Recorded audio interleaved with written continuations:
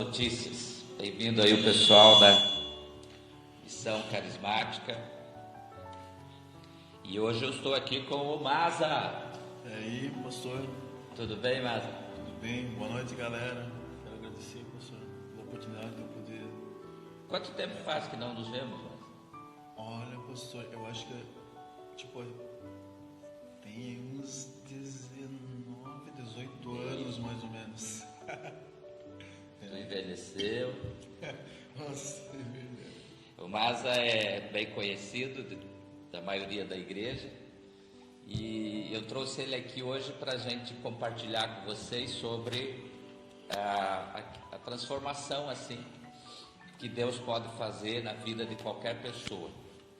Fez na minha, quando eu abri o meu coração para Ele e eu recebi minha vida, passei a crer de maneira correta nele. E todas as pessoas, desde das páginas do Novo Testamento, que entregaram suas vidas para Jesus e decidiram no coração passar a crer nele, confiar como Salvador, como Senhor da sua vida, viver uma vida baseada na gratidão por aquilo que ele fez na cruz do Calvário, se submeter à sua vontade.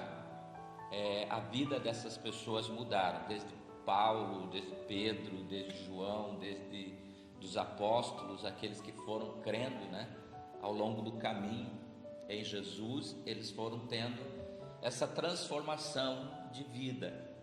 E aconteceu assim na minha vida. Eu não nasci em um berço cristão, de pessoas que conheciam na essência a Jesus, mas não tinham essa experiência com Ele, nem entendimento daquilo que seria amá-lo, segui-lo, confiar nele. Mas aos 14 para 15 anos de idade, eu tive um encontro real assim com Jesus. E toda a minha vida foi transformada. E da mesma maneira aconteceu com você, né, Márcio? É verdade. Conta aí pro pessoal que pode usar o microfone mais próximo. Beleza. Bom, Mas eu conheci quantos anos você tinha, Márcio? tinha 15. 15 anos. Tô com 34, vou fazer 35 agora. Fazer 35. 15 anos você tinha. 15 anos. Lembra da cena lá no Rio? Lembro perfeitamente. Isso é uma coisa e é uma cena que está bem viva, assim. Não tem como eu falar da minha caminhada com Cristo sem lembrar daquele ali do início que foi, né? E, bom, para mim começar a falar da transformação na minha vida que Jesus fez, eu preciso falar de como estava a minha vida, né? Aonde eu cheguei. Bom, eu quero ser bem breve, mas eu vou fazer uma... Bom, eu sou de uma família de 8 irmãos, sou o caçula, são 4 homens e 4 mulheres, e em algum momento da vida meu pai não conseguiu se entender com a minha mãe, enfim, se separaram, e a partir daí houve uma desestrutura na família, né? E eu com meus irmãos mais novos, eu sou o mais novo, mas outros irmãos também não eram ainda de maior. Passamos a viver por casa de parentes e eu passei um tempo na casa da minha irmã mais velha e enfim. Quantos anos você tinha quando eles se separaram? Eu tinha 1 ano. Um aninho? Um ano de idade. E Você era o mais novo. eu era o mais novo. E a partir daí foi... a minha família, ela sempre teve ela foi criada na igreja. Foi criada na igreja, então eu sempre tive a consciência, isso, a igreja evangélica. Eu sempre tive consciência que existia um Deus, né, que existia o diabo, mas eu conheci um Deus, até ali eu tinha conhecido um Deus da mão pesada, porque tudo que eu via era Deus pesa a mão, Deus castiga, então eu tinha a imagem de um Deus que estava bem bravo com o homem e principalmente comigo, e que estava mais disposto a me levar para o inferno do que para o céu. Então eu, com o tempo ainda menino, eu preferi não ter muito contato com esse Deus. Eu olhei para o mundo e logo o mundo veio e me apresentou um cardápio de muitas coisas boas e de graça que eu poderia fazer, no caso o pecado, muitas coisas. E logo em seguida eu caí de cabeça, eu achei bem mais atrativo, né? Eu achei bem mais interessante o mundo do que Deus. Aí você está falando da adolescência já. Não, eu estou falando ainda da minha infância. Na infância da já? Infância, sim. Porque com 7 anos de idade eu fui pro meu primeiro carnaval. 7 anos. 7 Lá anos no de São idade. Vicente? Não, aqui no centro. Isso, vim pro primeiro carnaval. E até ali tudo era uma diversão, era uma descoberta. O mundo foi um parque de diversão, até ali. Passou-se um tempo, com 9 anos eu comecei a fumar o cigarro. Foi tudo muito precoce, tudo muito, né? E eu fui morar em Morretes, depois comecei a fumar cigarro lá, voltei para Paranaguá e aqui, logo com 11 anos, mais ou menos, eu passei a ingerir a bebida alcoólica. 11 anos? 11 anos, 11 para 12 anos. E com 12 anos eu fumei meu primeiro cigarro de maconha. Então a minha vida foi desestruturando, mas até aí tudo era uma diversão, tudo eu achava um mundo muito, e Deus ficou cada vez mais distante, né? E chegou um ponto da minha vida, aí eu peguei aquela fase, a fase final de gangues e todas essas coisas que existiam antes, ainda participei disso porque eu virei, diante de todas essas coisas que eu comecei a conhecer, eu passei a ser uma pessoa mais agressiva. E acabei fazendo parte disso até um ponto que eu acho no finalzinho de 1999 eu estava uma pessoa insuportável. Era muito difícil de conviver comigo, né? E a minha família, como eu disse, meus irmãos ainda eram muito novos, apesar de ser mais velho que eu, eles também estavam tentando né, achar um rumo. Isso. E eles tentando dar um melhor para mim, mas assim, eles não tinham estrutura para cuidar de mim naquela situação. Você era o mais novinho. Eu era o mais novo. E aconteceu que eu acabei, eles foram obrigados a tendo que fazer um lugar para mim separado, né, para mim poder viver lá. E o pastor inclusive conheceu, né? Lá na Baixada do São Vicente, na beira do rio. E ali, o que aconteceu? Chegou um ponto da minha vida. Era um quartinho 2x2. Era bem estreito. Só tinha tua cama. E só. E pensa no fedor naquele quarto. Fedor de maconha. Então, assim, ali a minha vida começou, ainda muito novo, pra mim você já já tinha 15 anos, né? Não, aí eu tinha, eu fiz 15 anos, mas eu fui ali para aquele lugar, eu fui com 14 anos. Quando eu encontrei você lá, já fazia um ano que você estava morando lá. Isso, já fazia. Aí o que aconteceu? Eu entrei numa situação onde o ódio, a raiva tomou conta de mim. Eu não via mais motivo para viver. Eu não estava mais vendo motivo para viver, ainda muito novo, mas eu comecei muito precoce as coisas. Então eu comecei a olhar, eu não tinha nada para me olhar e me alicerçar, olhar para trás e ver uma base de nada. Então eu olhei para tudo aquilo, a minha vida começou a entrar numa situação. Comecei a ficar muito triste, muita raiva, comecei a ter consciência das coisas, porque com 14 anos eu comecei a me ligar que de tudo aquilo que estava acontecendo ao meu redor, e eu olhava para frente e eu não via nada. Não via nada. E eu passei a pensar, né, no suicídio.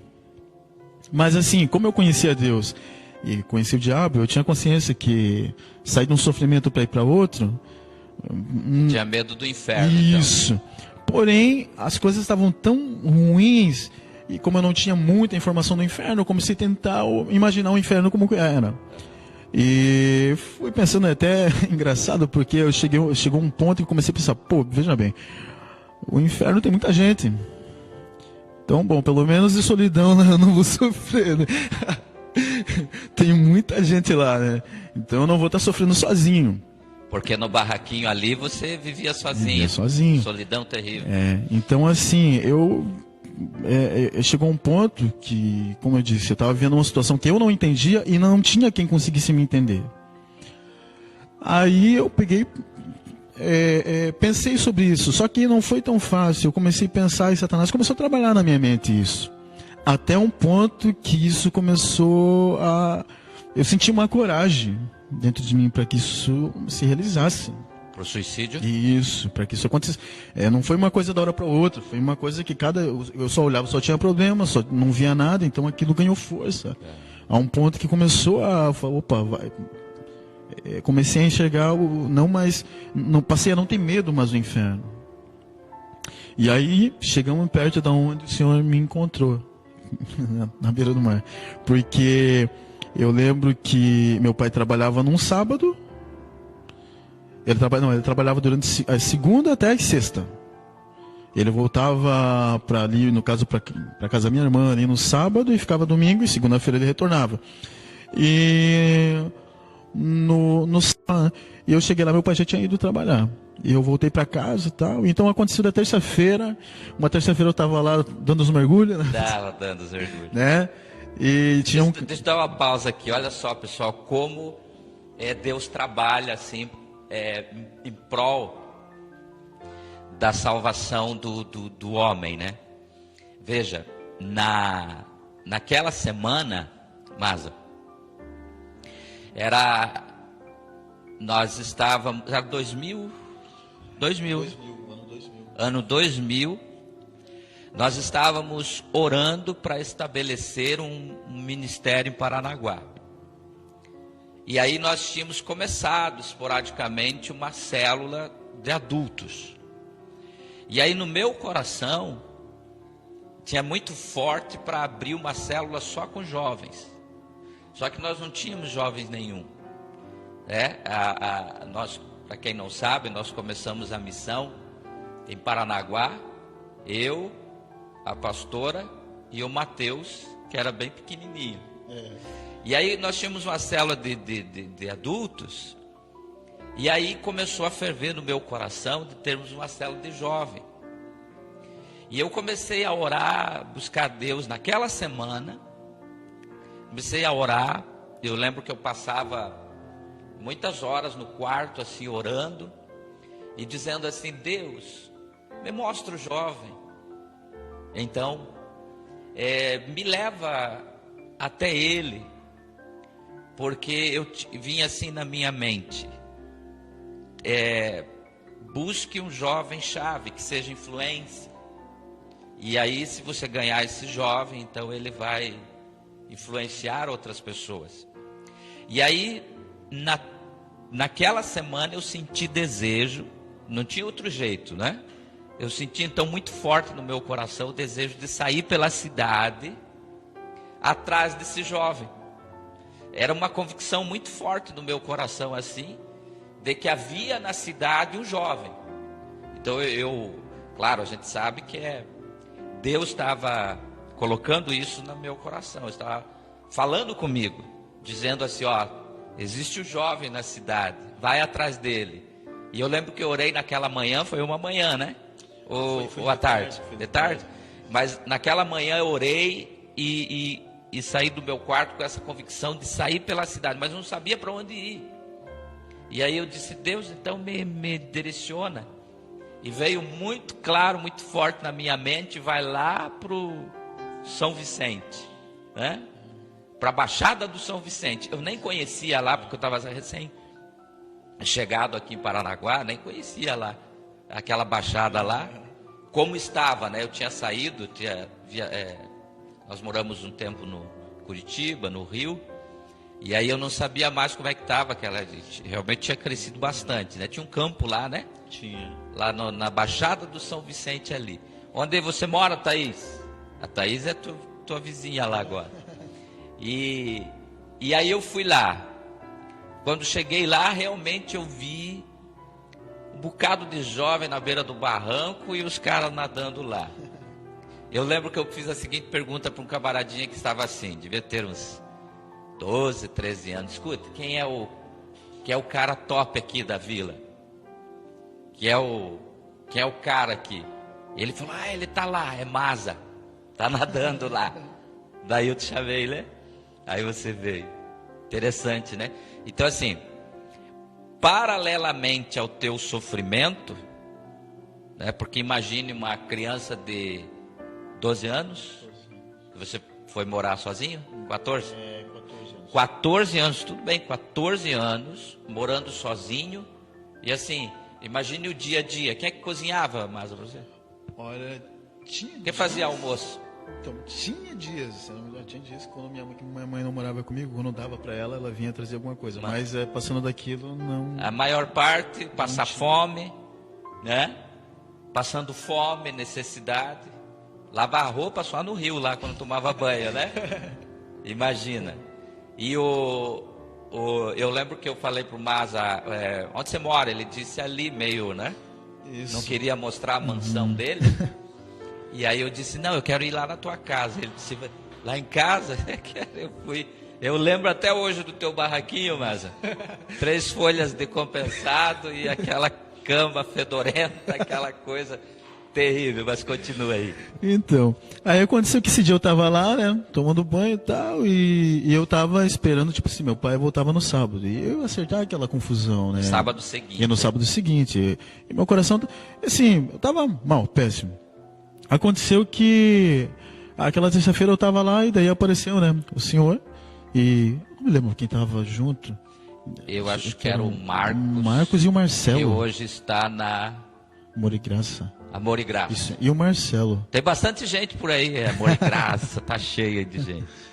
Aí que aconteceu, é mesmo. Era igual você mesmo. Assim, né? É mesmo. Me abandonaram no caminho. Aí que aconteceu? Aí eu lembro que o senhor começou a falar, daí primeiro o senhor começou a conversar ali com a rapaziada, daí eu cheguei, daí o senhor olhou e direcionou para mim umas palavras, eu não lembro, mas o senhor direcionou algumas palavras, e eu lembro que o senhor perguntou onde era a minha casa, e eu apontei. Realmente, a mansão do... eu falei pra lá, mas eu não tava nem levando em conta aquilo dali, porque eu não sabia a princípio eu pensei que era político, né, politicagem, alguém que volta e meia aparecia por ali, né, alguém que ia se candidatar a vereador, alguma coisa. Porque eu não foi falado exatamente naquela momento de Jesus, assim, né? Mas depois acho que o senhor falou alguma coisa, enfim, não lembro. Eu sei que o senhor falou que é na minha casa. Mas eu não levei fé. Falei, na minha casa. Até porque eu já estava numa situação que, pô, quem que ia se comprometer comigo em alguma coisa? Enfim. Aí aconteceu que terça-feira, na quinta-feira. Na quinta-feira eu tava lá na minha casa e daqui a pouco um golzinho branco lá na frente. Eu lembro do golzinho branco. Aí parou lá, olhei, e desceu o pastor Edi. Essa vez estava o pastor Edi, o Marcelo e o Felipe. Eu lembro. E aí vieram, me cumprimentaram. Eu fiquei surpreso já com a visita. Fiquei surpreso, porque eu não imaginava. E de repente começaram a conversar comigo e aquele dia eu fui constrangido pelo amor de Jesus, porque aquele dia mesmo eu conheci um Jesus diferente. Totalmente diferente do que eu tinha conhecido. Eu lembro que vocês me pregaram as 4 leis espirituais. E vocês começaram a falar que Deus tinha um plano para mim e que Deus me amava. E essas coisas de amor me constrangiam, porque... né, tipo, eu nem falava. E o desafio, coisas, né? Dizer que Deus te amava... E você vivendo aquela situação realmente é difícil, né? Isso, mas assim, começou a me constranger aquilo, porque é complicado. Existia uma barreira muito grande para até falar amor, pronunciar essa palavra. Então, assim, falar que Deus me amava e que, e de repente tava ali, tipo, falando que eu era importante, eu olhava pra mim, eu sou importante, que é isso? Os caras estão me tirando, eu sou importante. E que Jesus se preocupava comigo e ele queria me tirar daquela situação. E aquilo mexeu comigo. Depois vocês foram embora e aquilo ficou ali martelando. Eu falei, cara, quem é esse Jesus, né? Porque não é esse Deus que eu conheço, né? Deus que eu conheço, ele é brabo. E não, por exemplo, pegaram um Deus aqui que... Aí foi indo, aí na sexta-feira me convidaram para uma célula.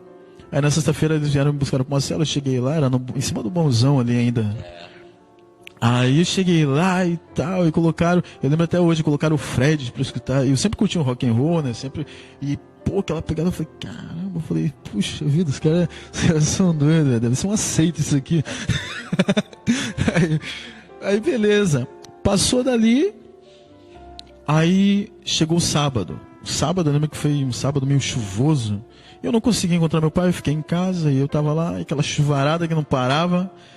Pô, deu acho que 9 horas da noite no sábado, gritando, Masa, eu abri, era Tony, não me lembro quem era. Tava alagado, eles não podiam nem chegar no meu guarda-chuva, porque tava tudo cheio de água, assim, entendeu? Eu tinha que pisar na água pra ir lá. Aí ele disse assim, ei, seguinte, amanhã é domingo, tá afim de almoçar com a gente? E à noite a gente vai pra celebração em Curitiba. Aí eu falei, caramba, esses caras são loucos, velho. Pô, tão importante agora. Aí, até um rango vai... Pois é, e tipo assim, na sexta-feira, eu já, na célula, eu já senti que aquelas coisas que estavam dentro de mim já estava se esvaindo, aquela angústia, toda aquela coisa que eu estava, aquele desejo de se matar, estava se esvaindo da minha vida. Eu comecei a sentir esperança.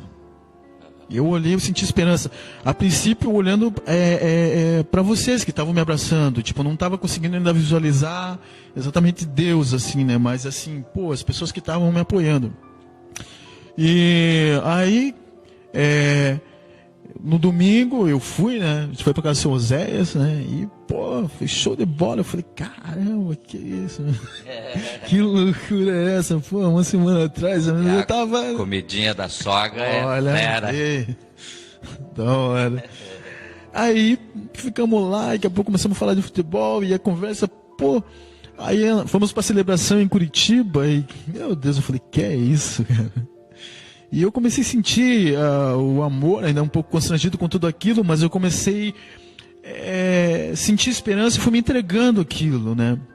E eu lembro que sempre estavam falando de Jesus, sempre estavam comentando, pai, sempre direcionando a palavra para mim. Aconteceu que passou o sábado e domingo, meu pai veio que eu nem vi. Eu também estava tão empolgado naquela situação que eu estava vivendo ali. Passou-se essa semana, na outra semana era um encontro de 3 dias. Aí... todo mundo falava, eu lembro que o pastor falava, ó, você vai ser impactado. Eu falava, sei lá o que é isso, mas deve ser bom, vamos embora, sei lá o que é isso. Seu rango foi bom, né? Deve Imagina, ser melhor. Pô, essa palavra impactado deve ser. E olha, meu Deus, aquele encontro é a base de tudo que me sustentou aqui em Cristo até hoje. Aquele encontro foi fundamental na minha vida. E quando eu participei daquele encontro de 3 dias, cara, eu falei, meu Deus, eu saí de lá apaixonado por Deus. Eu saí, eu falei, meu Deus, o que é isso? E eu vim explodindo, irmão. E aí o pastor falou, ó, é o seguinte, o pastor mandou eu morar lá na igreja, né? Tinha que te tirar do reduto, né? Me tirou, aí eu queria voltar, o pastor, não, calma, não volta ainda, senão... ao invés de se evangelizar, você vai ser evangelizado de novo, né? Era complicado te despedir ali para você voltar a viver a mesma situação que você estava vivendo lá, né? Então, o coração da gente se constrangeu e aí nós trouxemos você para morar. Era em cima do Bonzão, do antigo Bonzão, né? Hoje tem não sei como é que é o nome da oficina lá. 2 pilares. E aí, Masa, fica aqui, pelo menos almoçar e tomar café e jantar, a gente garantia, né? É verdade. Aí você ficou lá. Fiquei lá e... para voltar depois e ser uma influência positiva, exatamente, né? E eu fiquei ali... Porque aquela vilinha ali era um antro, né? Os teus amigos, tuas amizades, né? Mas olha, e assim, aí então, morando ali, eu fiquei mais naquele ambiente, tipo, lendo a palavra, buscando Deus. Eu queria comer a Bíblia, eu queria mais aquele Deus. E começou a explodir dentro de mim um desejo, eu precisava levar aquilo para o meu bairro, para aquelas pessoas que estavam lá, porque eu tinha conhecido um Deus que eu não conhecia. Assim, eu tinha algumas informações sobre Deus, mas... E aí já ficou livre da droga? Como é que então, foi? da droga sim, do cigarro ainda não. Foi até engraçado a história do cigarro, pastor. Fumava escondido lá. Depois, houve um tempo que eu fumei escondido. Mas assim, eu lembro que uma coisa que mais me deixou à vontade era porque eu nunca fui reprimido assim pelo pastor. Eu lembro que o pastor me disse uma vez que não era o Senhor que ia tirar o cigarro de mim. Não era o Senhor que ia tirar. Eu lembro disso. E o Senhor falou que seria Deus que ia me tratar disso. Eu acho que sim. Eu lembro disso, eu lembro. Eu lembro porque era uma coisa mais forte em mim, assim, né? E aí eu comecei a morar lá e foi muito Tem umas coisas muito engraçadas, por exemplo, quando eu cheguei... Pô, mas da beira do rio para um AP... Meu Deus, que avanço, hein? Aí você se sentiu importante mesmo. Aí o que aconteceu? Eu lembro que chegamos no encontro de 3 dias, né? Estávamos ali e tem uma cena engraçada, que tinha uma escada e tinha uma porta do lado. E aí tinha uma viga, depois um janelão. Eu passei, eu só vi a janela e fui lá para trás. E conversando com o Marcelo, com o pessoal lá, começou a celebração, o pastor já estava ministrando, e o Marcelo falou, entra lá. E eu vi que tinha a dona Ana, tinha a dona Graça, e todo esse pessoal estava indo para aquele lado lá. Eu falei, pô, mas só tem uma janela ali, velho. Não tem porta naquele lugar ali. Eu falei, cara, que igreja esquisita, cara. Aí eu cheguei lá e fiquei do lado da janela. A janela era mais ou menos essa altura, eu fiquei ali, bem direcionado do pastor, o pastor pregando para lá. Eu fiquei ali, daqui a pouco o pastor... E eu não vi a porta por causa da viga aqui, né? E o pastor falou assim, entra, Masa. E eu pulei pela janela, né? E a galera rachou o bico, né? Que eu entrei onde seria o púlpito, pulei pela janela. E quando eu pulei para dentro, eu olhei a porta do lado, que dentro não tinha viga. Aí eu falei, meu Deus. Enfim, a partir dali a minha vida ganhou outro rumo. Aí... Depois eu voltei, eu ainda morando ali, comecei para o meu bairro, né? E eu falei, meu Deus, agora eu tenho que espalhar isso. E aí eu virei uma metralhadora. Verdade. Eu virei uma metralhadora, eu não conseguia parar, eu queria falar de Jesus para todo mundo. E as pessoas, elas se assustaram um pouco, porque elas não... elas primeiro se assustavam por eu estar falando aqui, né? Pô, doido Masa falando isso. E depois elas paravam e eu lembro que teve um colega meu, como eu fiquei um tempo sem ir pra vila, ele falou assim, nossa, eu pensei que você estava preso, cara. Pensei que você estava preso. E ali eu comecei a falar de Jesus, e aí vem a parte do cigarro, que eu não tinha ainda deixado. E eu tenho alguns colegas meus que hoje, quando a gente encontra, eles dão risada dessa parte, porque eu estava lá, me sentindo Jesus, lá no meio da galera, falando de Jesus, e de repente, um amigo abriu uma carteira, eu já ia lá, pegava um cigarro dele e continuava falando de Jesus, Jesus mudou a minha vida, tal, e pô... E o Espírito Santo estava tão presente ali que as pessoas nem olhavam o cigarro. Ele nem ligava o cigarro também. E foi ali, e a partir dali as pessoas vendo a mudança e a forma como eu falava, era uma coisa verdadeira, não era uma coisa forçada, era algo que estava explodindo dentro de mim. A partir dali, graças a Deus, muitas pessoas aceitaram Jesus. E não sei como são todas, mas eu sei que algumas continuam no caminho. Uhum. E a partir daí foi uma caminhada até aqui, de lá até aqui. Bom, eu tô com 34 anos, é óbvio que muitas coisas aconteceram durante esse percurso, mas aquele início foi fundamental para que hoje eu continuasse firme, continue firme em Cristo, né? Uhum. Então esse é o meu testemunho. Sobre Jesus, sobre o que Jesus pode fazer na vida de uma pessoa, do improvável, né?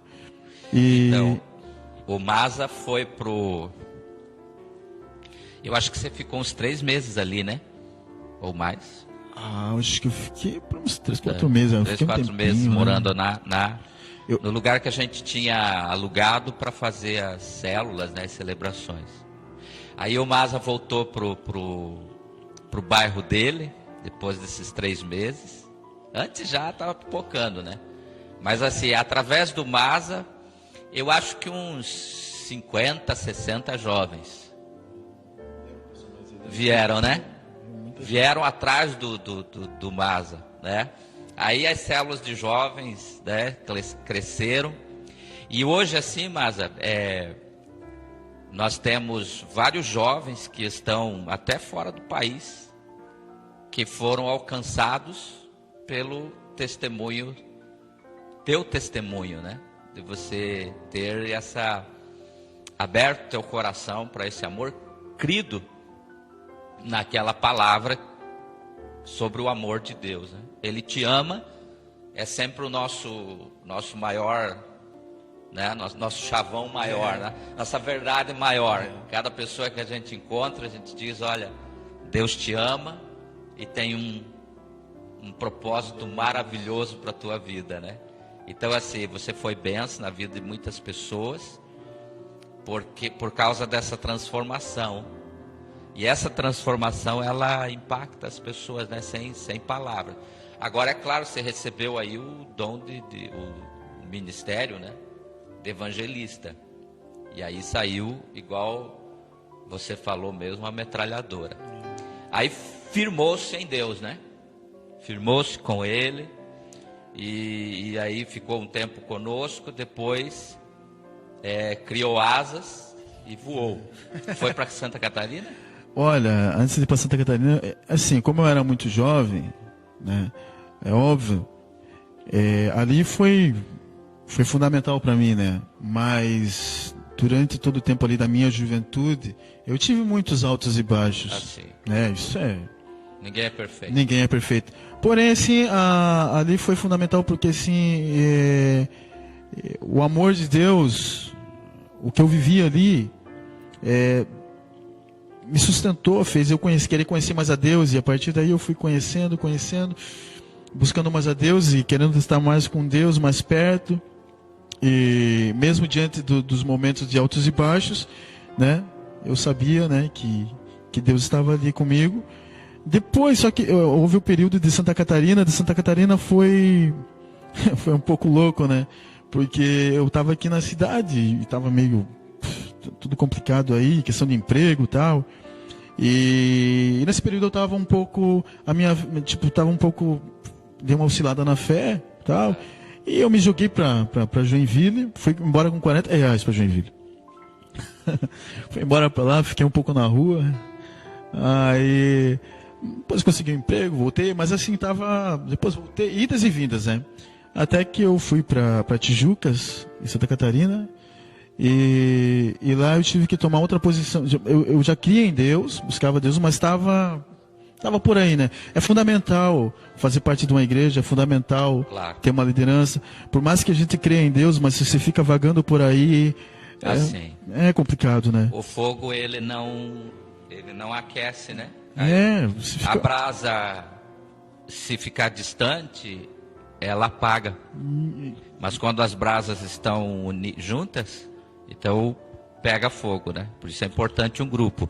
Mas assim, na vida da gente, a gente tem mesmo esses altos e baixos, mas mesmo nos baixos, Deus está lá. E estava lá cuidando de você, exatamente, ajeitando as coisas, e você encontrou daí uma varoa. Só para concluir aqui, esse período que eu tive em Santa Catarina, eu lembro que eu como eu disse, eu estava café por eu estar voando por aí sem uma igreja, sem uma direção, né? Chegou um ponto que eu precisei chegar em Deus de novo, e ali foi minha vida, ela tem aquele ponto inicial e tem esse ponto que também foi muito importante, porque eu achei que Deus tinha abandonado o meio do caminho, né? E eu ouvi um testemunho de um artista e eu cheguei para Deus e falei: Deus, poxa, é muito fácil, né? Pô, quer dizer que esses artistas aí, pô, o senhor coloca lá em cima, o cara já veio de família rica, ficou famoso, e agora eu comecei a questionar a Deus, né? Porque eu tinha vivido tantas coisas legais e eu entrei num quartinho, eu estava morando num quartinho, eu tinha estado bem e aí estava entrando numa pior de novo. E aí o que aconteceu? Eu entrei nesse quartinho, meu pai tinha acabado de falecer, né, recentemente, eu vim para Paranaguá e voltei para lá de novo. Eu comecei a pensar muitas coisas, aí eu cheguei para Deus e falei, e tentei, achei que podia colocar Deus na parede sobre algumas coisas, questionar Deus, que Deus, algumas coisas que Deus tinha me prometido não tinha acontecido, né. Eu falei, pô, Deus, né.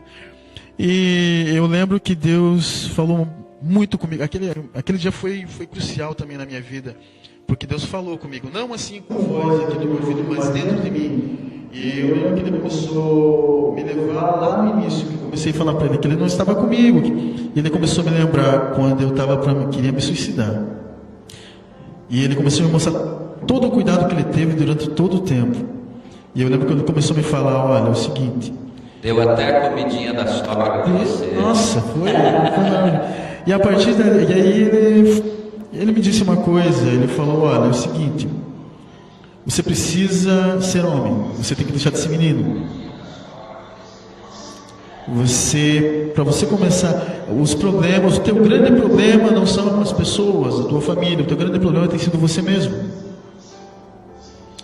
Então assim, você precisa começar a tomar responsabilidade dos seus erros. Esse para você começar a alcançar aquilo que você quer, aquilo que você sonha, aquilo que você tanto almeja e está buscando, você precisa voltar. Mas para isso você precisa começar a reconhecer que os teus erros não são falha dos outros, os teus erros são falhas tuas. As coisas não estão dando certo para você porque você saiu. E a partir daí, enfim, quando eu vi, eu estava chorando, e aí eu falei para Deus, olha, a partir de hoje eu quero te servir, e eu quero te seguir agora, eu quero conhecer o Senhor da forma que o Senhor é, e não da forma que me contam muitas coisas, eu quero conhecer o Senhor. E a partir dali eu comecei a ter uma vida com Deus, muito mais ainda, né, profunda, e vim para o Paranaguá, e estamos aí até hoje. E aí conheci a minha varoa, né, minha mulher. Casou? Quanto tempo então, faz? A gente faz 2 anos, né? E aí nessa eu também ganhei uma filha que tem 8 anos e agora tem um filhinho meu que tem 10 meses. 10 meses. Isso, e Deus tem abençoado, então, né? Como você está hoje? Hoje o Maza como está? Pastor, hoje eu tenho vivido um tempo assim mais apaixonado por Deus hoje, tipo, e não sou só eu, minha esposa, a minha filha, a gente tem muito tempo, claro, como diz, nada, né, nem tudo, né, é perfeito, ou, tipo, não existe o conto de fadas, mas assim, eu dou graças a Deus porque a minha esposa também, ela é apaixonada por Deus e nós temos buscado muito a Deus junto. Tivemos um período aí que nós não estávamos em igreja nenhuma, mas nós buscamos a Deus na nossa casa, fizemos culto na nossa casa e temos buscado cada vez mais isso. Então, assim, estamos apaixonados por Deus mais do que era, cada vez mais, né? E Deus tem sido fiel, tem honrado muito a gente. E é isso daí, a gente continua evangelizando, hoje, as redes sociais foi a melhor coisa que aconteceu, porque hoje você... Ferramenta tremenda. Meu Deus, você pode evangelizar e tal. E eu comecei a fazer uma amizade com um rapaz, ele é da África.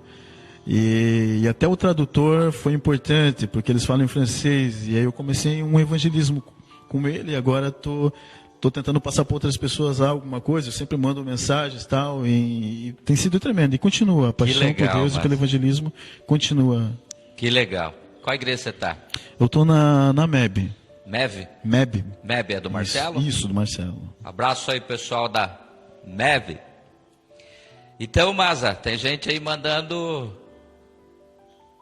os abraços aí para você, lembra do Edson? O Edson veio depois. Edson, pô, eu não tô lembrado. Tanta gente, até eu lembro de alguns assim, mas... Pessoal dizendo aí que tá com saudade dos encontros, das células, né? Realmente, nos separarmos um tempo para termos assim focarmos exclusivamente em temas que falam assim profundamente ao nosso coração é fantástico, né? Transforma. É transformador. Tem mais gente aqui mandando um abraço. Deixa eu ver aqui. Às vezes sai aqui. A Josi Amauri. Ó, a sogra está aqui, ó. Que lindo, graças a Deus, glória a Deus, show. Mas a Deus te abençoe. Um abraço também, mano. Você teve o privilégio, né, de experimentar a comidinha da sogra. Privilégio de poucos. Verdade. Tem bastante gente aqui. Mas, Maza, que bom que passaram-se os anos.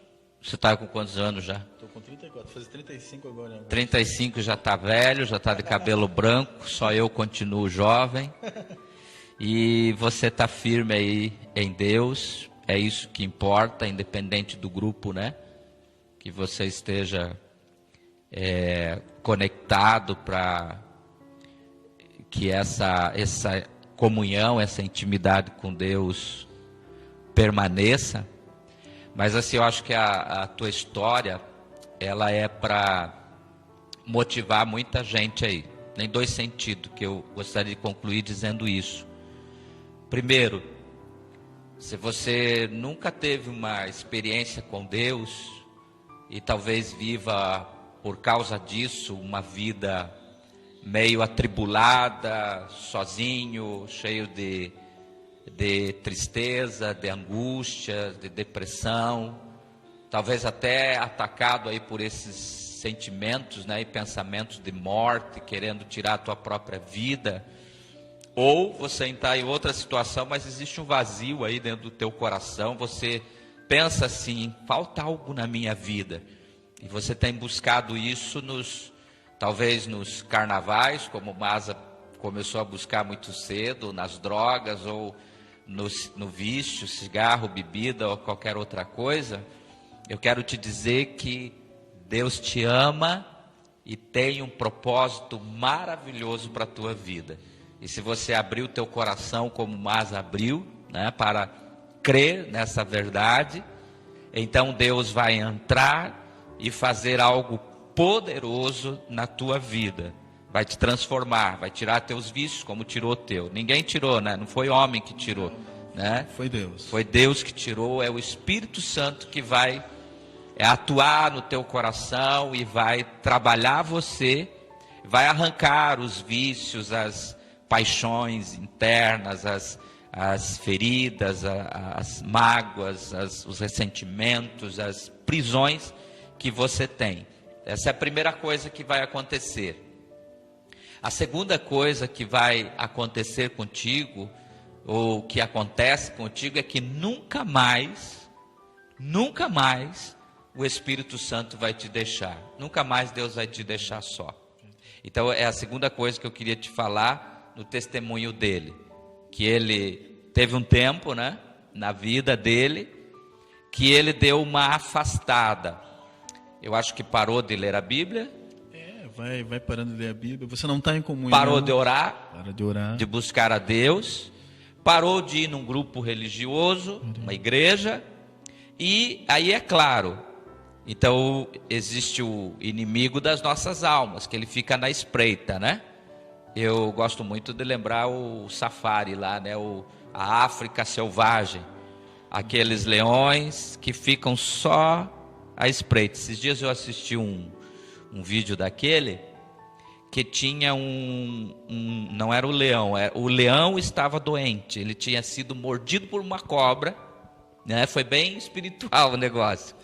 O leão tinha sido mordido, a leoa tinha sido mordido por uma cobra, e um grupo de hiena viu, percebeu.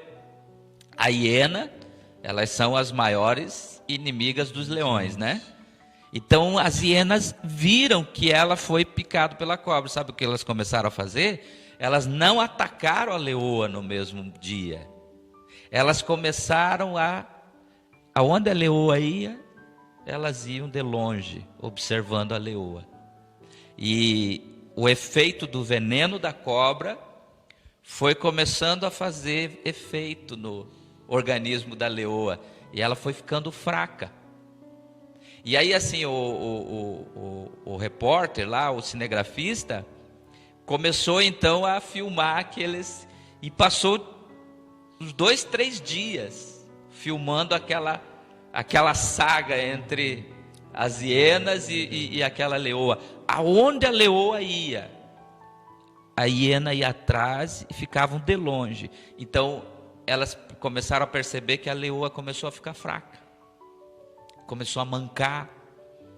E aí no segundo dia ela já estava se arrastando. E no terceiro dia, quando ela estava bem fraca, se arrastando já por causa do veneno que estava fazendo efeito, então as hienas atacaram e mataram a leoa. No mundo espiritual é a mesma coisa. Quando você vai se afastando ou é picado pela cobra, né? Alguma ideia que o inimigo consegue pôr na tua cabeça. Ah, tá tudo dando errado, então Deus não está comigo. Pronto.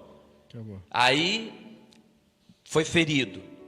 Começa, claro, você não ouve um testemunho desse, né? Numa igreja, não vai num grupo religioso, não ouve da palavra que gera alimento, né? Força. E aí você começa a enfraquecer. Só que assim, você não está só. Você está enfraquecendo e tem um grupo de capeta, de demônios só olhando você. Para quê? Para esperar o momento de maior fraqueza para ter o ladrão, né? Lembra do versículo? O ladrão vem. Esse que o ladrão vem para matar, roubar e destruir. Então ele está ali para tentar te matar, roubar e destruir. E fica à espreita, né? Para quando você estiver bem largado, fraquinho, ele cumprir o versículo que diz. Talvez você esteja vivendo esse tempo aí, parou de ir acompanhar um grupo religioso, parou de orar, parou de buscar a Deus e está fraco. E nesta hora o inimigo te ataca dizendo assim, ó, Deus não está mais com você. Deus não te ama coisa nenhuma, mas eu quero dizer para você que até em meio a esta fraqueza, até em meio a esse momento que você está vivendo, o Espírito Santo, Jesus está te amando na mesma proporção que te amou quando você nasceu, na mesma proporção que te ama quando você estava lá na igreja, firme, orando, jejuando, buscando, fazendo aquilo que a religião manda você fazer para ficar em paz, né, na tua consciência. Então, Ele está contigo. E hoje eu te desafio a duas coisas. Se você ainda não entregou tua vida para Jesus, faz isso hoje. Você pode fazer aí hoje no teu quarto, dizendo assim, Jesus, eu creio em Ti, creio que Tu é meu Salvador, eu entrego a minha vida para Ti, né? E segundo, se você está nesse momento de fraqueza aí, distante de tudo, de todos, e achando que Deus te abandonou, não te abandonou, porque no dia que você disse assim, Jesus, Tu és o meu Salvador, eu me achego a Ti. Então Jesus disse assim, aquele que vir a mim, de maneira nenhuma o lançarei fora. Ainda que você esteja aí na sarjeta, pelas ruas, Ele está aí dentro do teu coração, só esperando o momento de você reconhecer que Ele está contigo, porque foi isso que aconteceu, né? Você reconheceu que Ele estava contigo e que te amava sim, e te fez ver tanta coisa boa que Ele fez, né? Tantos paparicos, né? E a mesma coisa com você. Então faz o seguinte, naquele momento o que você fez? Voltou. Eu voltei. Voltou a buscar a Deus, voltou a olhar para as coisas que Ele fez para você, né? Voltou a amá-lo. Isso é muito importante. Eu sempre faço isso. Eu sempre, não que hoje mas assim, tem aqueles momentos que você está meio ali, é sempre bom você olhar e ver às vezes você está olhando, pô, cadê Deus aqui? Onde que está Deus? Pô, às vezes você está se sentindo meio, né, meio perdido, às vezes, pô, tua oração não está passando no teto, e aí você começa a lembrar. Eu sempre faço isso, eu lembro das coisas, dos momentos que Deus esteve comigo, desde lá no início da conversão, e aí começa a reacender, nossa, Deus está comigo, Deus me ama, Deus está aqui e tal. E isso, acendeu o amor de novo, isso, que né? Estava apagadinho ali. Isso. Então, é isso. Tremendo, Maza, obrigado por vir aí dar esse testemunho para o pessoal. Eu creio que muita gente que está assistindo, ou vai assistir mais tarde, né? Muita gente prefere depois assistir as lives, e o alcance é grande, né? E com certeza Deus vai falar no coração de muita gente. Eu vou orar e depois cantamos aquela música do início. Tá bom? Pai, nós te agradecemos pela vida do Maza, do Aurênio. Te agradecemos, ó Deus, pelo teu amor revelado e manifestado na vida dele. Mas em especial, Pai, eu quero orar por esse que está me ouvindo, que talvez não tenha tido ainda um encontro, um entendimento claro do teu amor por ele. Eu quero te pedir, doce Espírito Santo, que nesta noite, antes dele dormir, ou mesmo agora, ao ouvir a minha voz, que ele seja convencido pelo teu Espírito do grande amor que o Senhor tem por ele. E Pai, eu quero orar por aqueles também, que no meio da caminhada contigo, de intimidade, de fé, deu uma pausa, parou de crer, parou de observar e olhar para o teu amor, e hoje está se sentindo só e com tantos pensamentos destrutivos, negativos, de desânimo, de depressão, de abandono em suas vidas. Pai, eu quero agora, Senhor, te pedir em nome de Jesus, doce Espírito Santo, reacende essa chama, sopra o teu vento poderoso no seu coração, e esta chama do primeiro amor seja reacesa no seu coração, e ela consiga forças pelo teu Espírito nesta noite, para voltar o seu olhar novamente para ti, e te buscar como no início, se apaixonar como no início, e perceber que o Senhor nunca a abandonou, mas sempre esteve ali para cuidar, para abençoar, para proteger, e está hoje dando esta oportunidade a ela. Senhor, em nome de Jesus, eu repreendo da vida delas toda a estratégia do inimigo para destruí-la, para roubar aquilo que o Senhor tem para a sua vida e para matá-la. E eu profetizo em nome de Jesus, hoje, renascimento, ressurgimento, restauração, ressurreição, renovação da fé, do amor pelas obras de Deus, pela proximidade de Deus, pelas coisas de Deus nesse tempo na sua vida, em nome de Jesus. Amém e amém. Vamos lá então?